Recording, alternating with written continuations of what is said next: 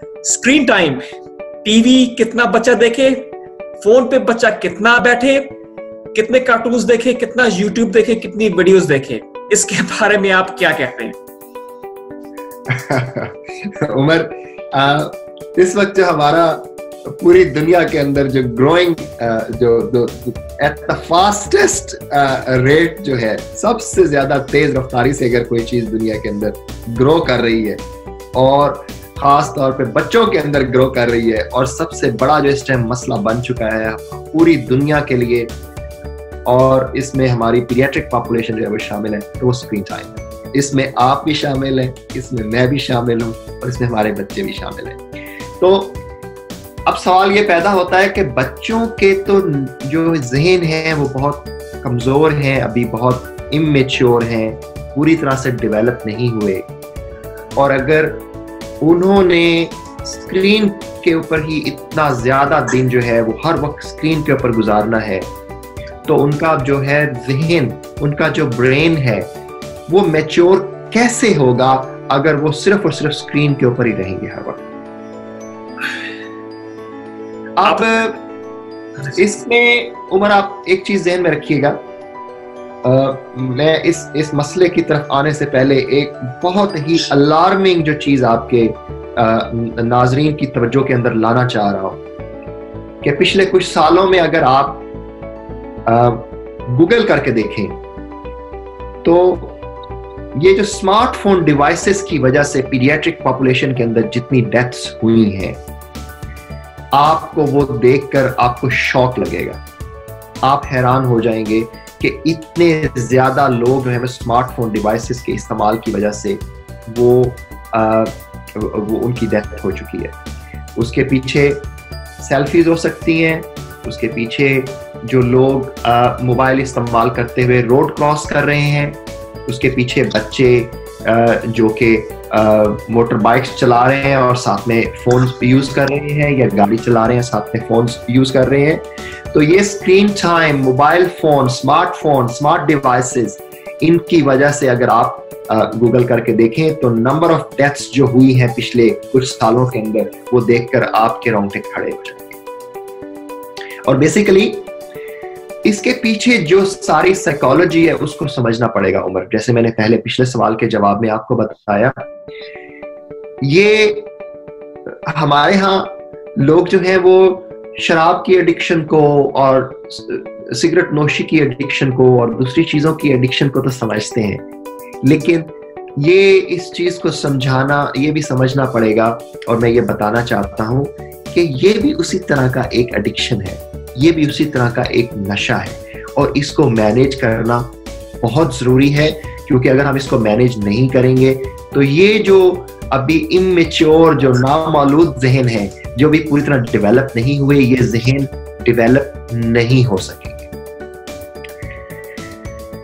अच्छा उमर, अब मैं इसके सलूशन की तरफ और आपके सवाल की तरफ आता हूं।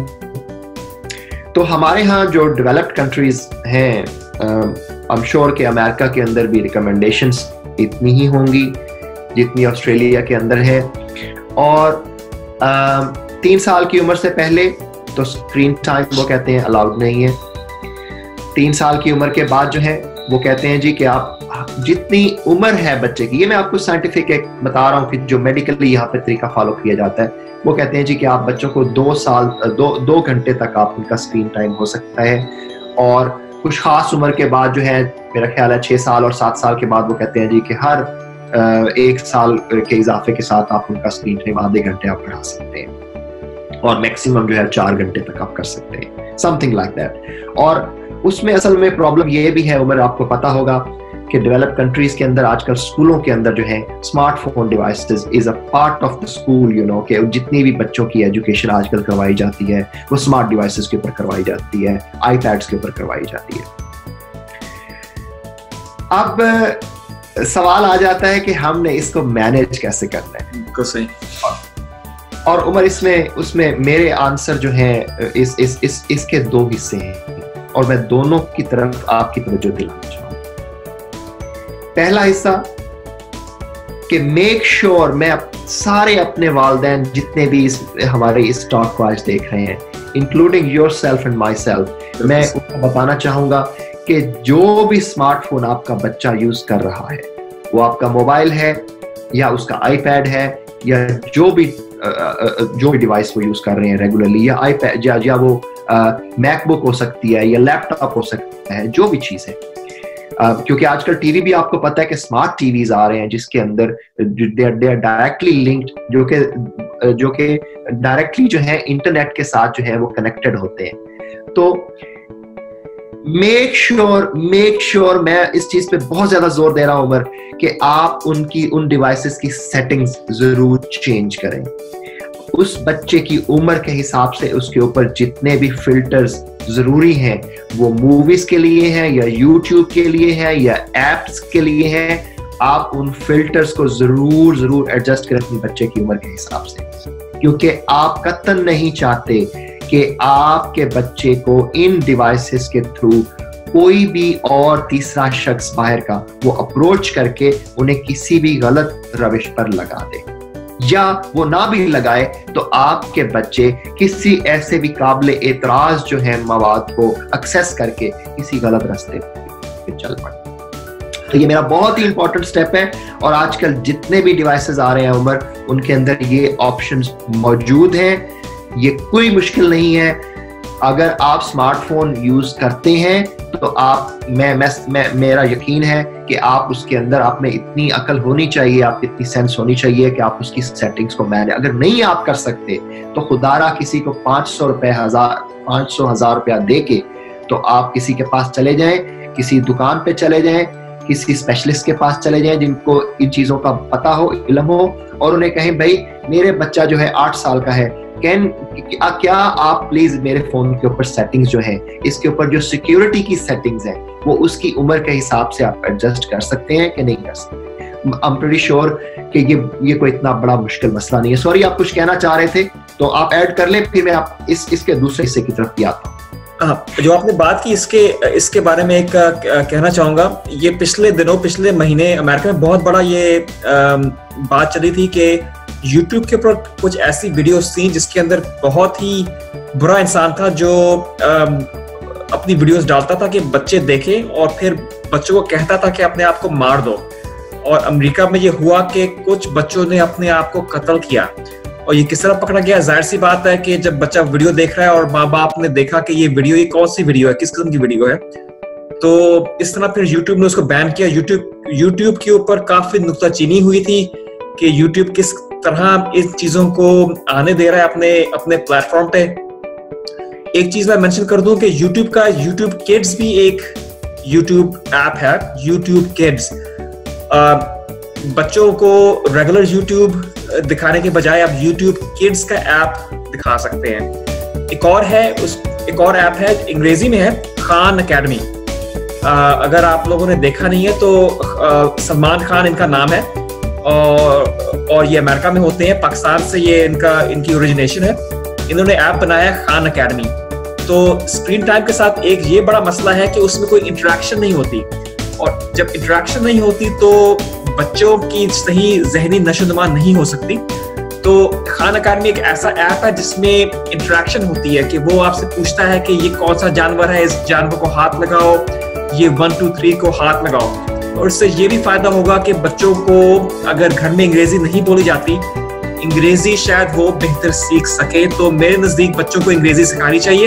आजकल के दौर में। तो ये 2 बातें मैं कहना चाह रहा था कि खान अकेडमी और आप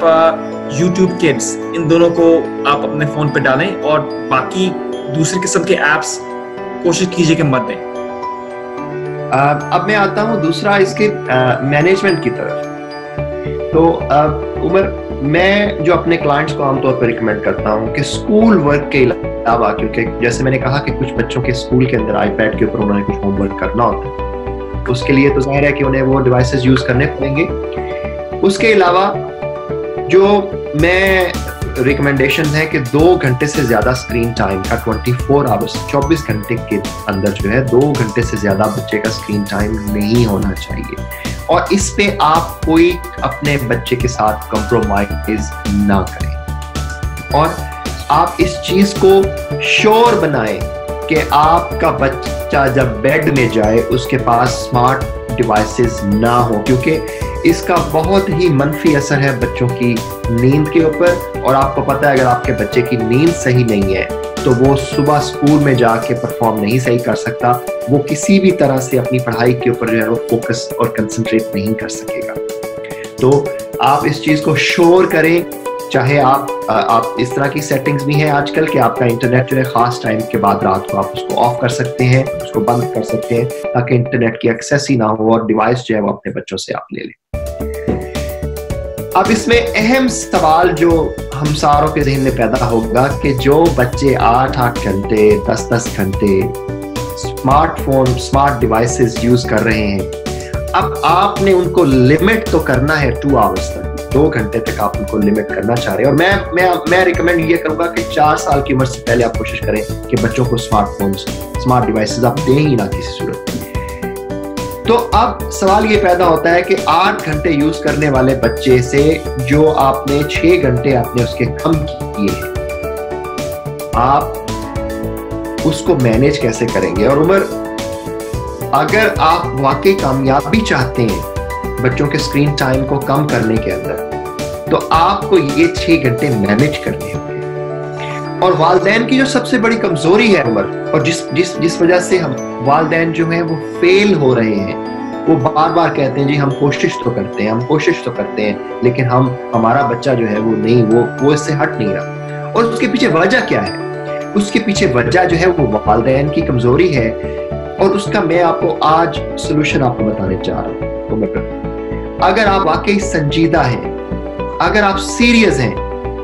तो आपको उन 6 घंटे